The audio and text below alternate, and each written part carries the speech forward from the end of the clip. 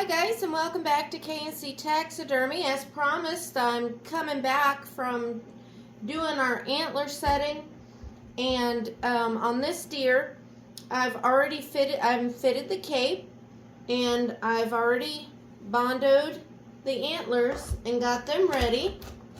As you can see, I've already fit him, and now I'm just fitting it to the form to make sure everything's lining up and fitting correctly.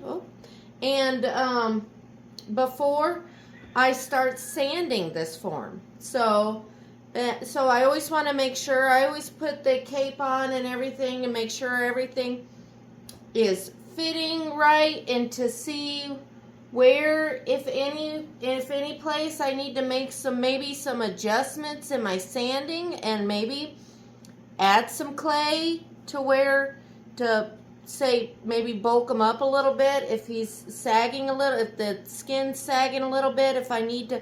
Now this one fits really well. It fits really well in all the right places. You don't want it too tight around. You want plenty of give, so for sewing, you got to get them sewn back together. So around this area, he's got plenty of wiggle room, which is good. In this area here, this is usually your main measurements. You've got your A measurement, which is the tip of the nose to the front corner of the eye. Usually when you're ordering forms, this is your A measurement. And then you have your B and C measurement. Now your C, which is confusing, which I still really don't understand. Your C is going to be the shortest one here. From the crook of the neck here to the back of the ear, this is your C measurement. Now your B, from this C measurement to about 3 inches down, vantage point here to about 3 inches here, that's your B measurement. Your C measurement is always going to be shorter, sometimes the same as your B measurement, depending on the deer. So these two, and then of course, about 7 to 8 inches down is usually your D measurement here, which is the what they call the swell of the neck. So this here, about, I'd say usually about 7 inches down. This right here is about 6 to 7 inches down. It's going to be your swell, your D measurement. Okay, so everything fits good. It looks good on the form. It's going to sew up nicely. And I test fit it with the antlers. Of course, we're not going to buckle these down until we get our paste on and slip this hide on for the final time. But everything looks good on this deer. Now I'm going to slide this cape off, and I am going to sand the form, and I'm going to show you my process, how I kind of just prep it, so to accentuate kind of the muscle tone a little more, because you can see, especially when they get their winter hair, the longer hair, you don't really see. And some people will say, I don't want all the deep lines and the muscle tone. They just want it to look natural, which is fine. And we can leave it as is with what the form's already got. But I like to accentuate some of the, especially in the face and in the neck area here, primarily these muscles right here in the neck. So I will show you how I do that. Now I pretty much do everything with my dremel tool, and I have just this cone-shaped sanding head on my dremel tool, and this is basically, and you can see it's probably about, well, it's almost about half an inch to 3/4 inch long, and it's like just this cone-shaped dremel tip. And I use this, and it's a fine grit. It's not a very coarse, but I use this to sand my forms and to add detail on my forms. So as you can see, it's already, you know, the form comes with a lot of detail on it, and I basically just follow what the form already has. I just kind of go in and make those grooves a little bit deeper so that I can make sure that I kind of tuck that skin in there and, you know, kind of press it in there lightly.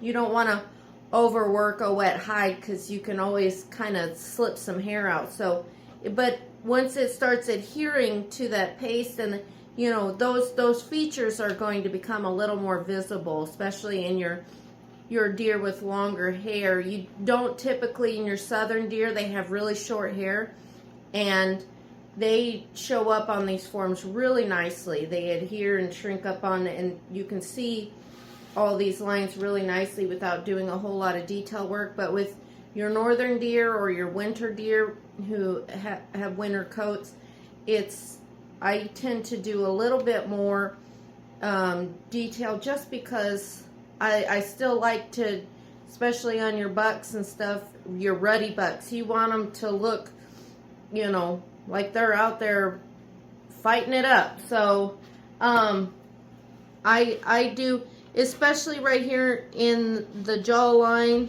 and the neck right here, I tend to do a little extra work just because I think it looks a little more natural.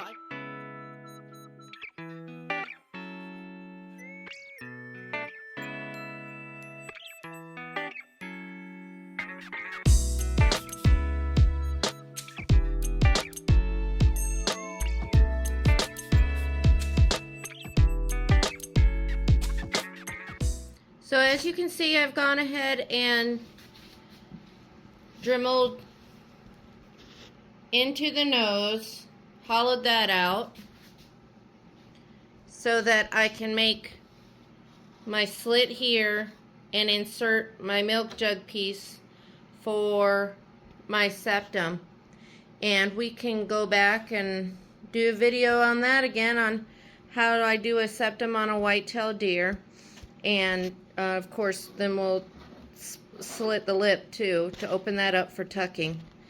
But we can go back and do the whole process on a white-tailed deer. If you guys are interested in that, let me know what you think. I know we did it on the oryx, but if you want to see the whole process on a white-tailed deer, we can certainly go through that too.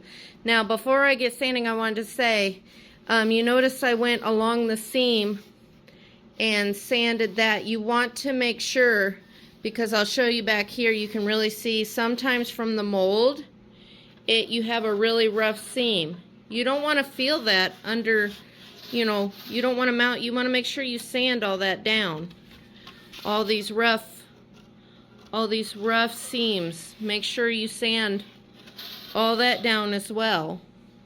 And these are the lines I was talking about that I'm going to go in, and I won't do these as deep, but I will go over them just because you're going to score your form anyways to make sure that your paste and hide adhere to it better. You're going to rough it up. So, and of course we're going to hollow out. I do hollow the ear holes out so that I can pack that with clay and stuff like that. I'm just going to go ahead and explain to you before I get doing it, because we'll probably do a time lapse of the whole thing. But these lines, and of course the bend in the neck, these are lines I'm going to accentuate. And of course these are the veins here in the face that I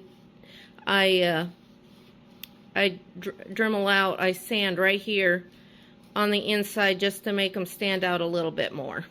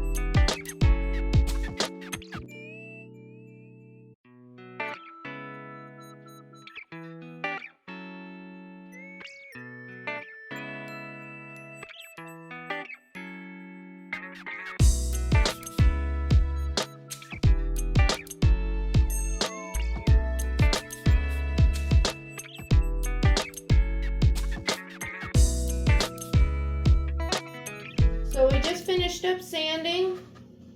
As you can see, I've sanded up the veins. I've dremeled in here and just sanded it up to make those stand out a little bit more, so when I press the skin in there, you'll be able to see that definition in the face, and of course under here the jawline and just those muscles right here in the neck a little bit more. But that's all I really, other than you know, these turning points in the, you know, I dig those in a little bit deeper, and of course I smooth out my edges. I don't have any sharp edges. I always make sure I smooth out my edges because you don't want any, you know, hard lines. So I always go back when I dig these in real good. I come back and I really round off my edges. But that's what I do for my sanding, between the veins in the face, the ears for the clay, the nose for the septum, and the neck.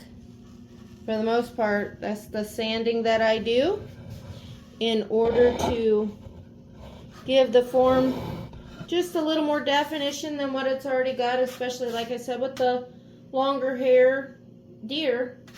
So, and this here is the, just so you see what it looks like finished, but just so it just gives it a little more definition, but not too much. I don't want them looking like Arnold Schwarzenegger. They don't, but just a little more. And of course, this guy's still wet, so the more he dries, the hair will fluff a little bit more. But yep, that's what I do to sand my forms. I know everybody has different techniques, but if you're interested in what I do, that's how I do it. Thanks again for watching KNC Taxidermy. Thank you for watching us here at KNC Taxidermy. Remember to like and subscribe us here on YouTube, and join us next time for our latest creation. And we'll see you then.